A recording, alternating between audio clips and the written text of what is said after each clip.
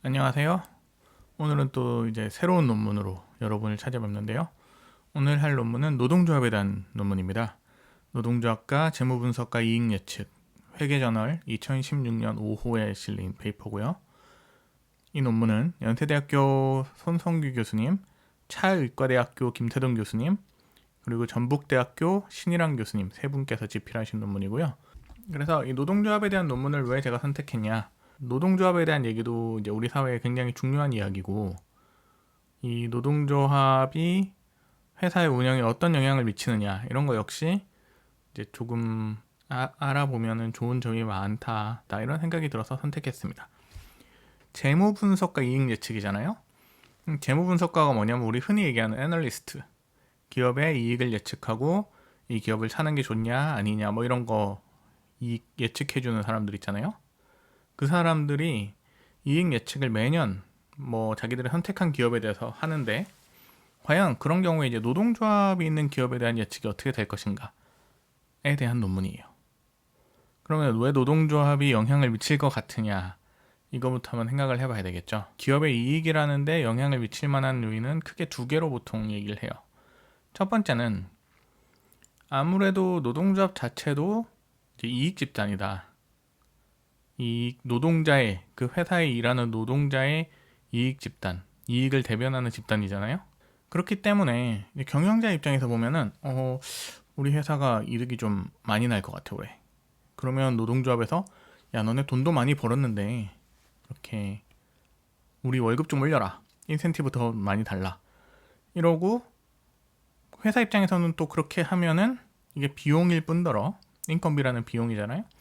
비용일 뿐더러 한 번 그렇게 올려주고 나면 다음에 만약에 성과가 안 좋으면 깎아야 되는데, 줬다 뺏는 게 참 힘들잖아요. 네, 줬다 뺏는 게 제일 나쁜 일이라고들 하죠. 그래서 이제 그런 위험이 있어요. 한 번 올려주면은 다시 내리지 못할 위험도 있고요. 그래서 이제 줄다리기죠, 일종의. 경영자는 인건비를 줄이고 싶고 노동자는 많이 받고 싶고. 근데 이제 이익이 많이 나면 노동자 입장에 이제 좀 힘이 실린다는 거죠. 그래서 이익을 좀 낮춰서 보고하려는 유인이 있지 않느냐, 뭐 이런 얘기들이 있어요. 그런 논문들이 꼭 국내뿐만 아니라 국외에도 있고요. 이제 또 하나는 노동조합이 있으면 이 이익 예측이 좀 더 정확해질 것 같다. 왜냐? 이 노동조합 자체가 어떻게 보면은 회사를 감시하는 기구라는 거죠. 경영자가 이상한 짓을 하는지. 왜냐면 노동조합의 입장에서 생각해 보면 그렇잖아요. 이 노동조합의 입장에서 봤을 때는 이 회사는 자기 일터예요. 자기 월급을 받아야 되고 자기 돈을 받아서 자기와 자기 가족을 부양하던가 뭐 하는, 그래서 장기적으로 잘 되기를 바라는 마음이 없을 수가 없는 거예요. 회사에 충성을 바친다 뭐 그런 개념과는 좀 다르게, 그런 개념이 아니라 자기의 이 미래 월급을 위해서 회사가 망하면 안 되니까 그 회사가 잘 되도록 감시를 하고 싶을 유인이 있는 거예요. 근데 그 두 개의 유인이 충돌하는 상황인 거예요. 한편으로는 이익을 많이 내거나 이러면은 경영자 노동조합에 갈등이 생긴다. 그러니까 이익을 적게 보고하려고 할 요인이 있다.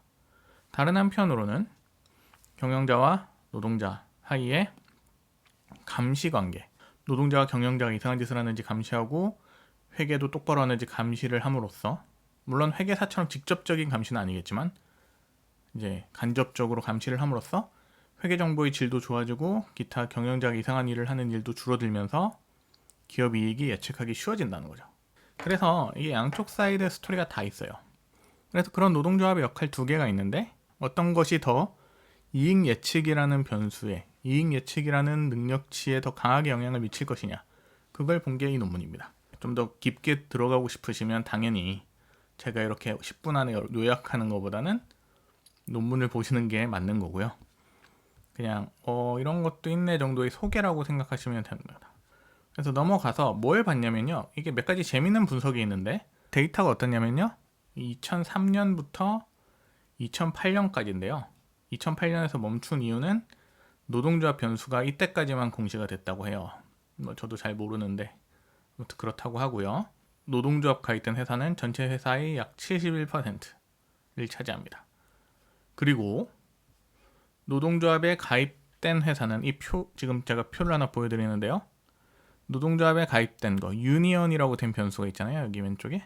유니언이라고 된 것은 1이면 노동조합에 가입된 애, 0이면 아닌 애인데 노동조합에 가입된 애가 대체로 이 AE6 돼 있는 거, AE3 돼 있는 게 저게 재무분석가, 애널리스트들의 이익에 대한 예측 오류거든요. 저걸 봤을 때 굉장히 강하게, 저기 보면은 별은 없지만 P-value라는 게 있고 P-value가 0에 가까울수록 통계적인 유의성이 강한 거거든요.